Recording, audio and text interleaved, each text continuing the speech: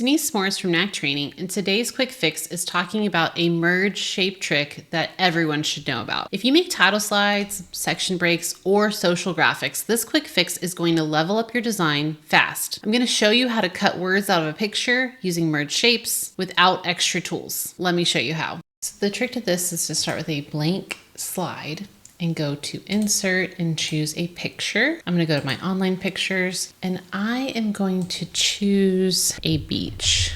So I have my image and now I'm going to insert a text box. I'm just gonna draw it across my picture and I'm gonna put the word relax in there. All caps. I'm going to then change my font to make it bold, to make the font size bigger. Move that to be about right in the middle. Now this is the important part. You're going to click the picture, you're going to hold the shift key and you're going to click on the text box. So they're both selected, and with your shape format tab, a new Pathfinder tool area will appear and it will allow you to do different things with the image and the text. And I'm going to, you could subtract where it says relax across it, but I want to go ahead, you can do intersect where it shows the picture in the word, but I like fragment. So I'm going to click fragment and then you have to click off of the picture and we have the letters now that we can delete, and it looks like you took a very long time, but in fact you did not. This is a great way to really add a little something extra. You could do it with cities, you could do it with your business, with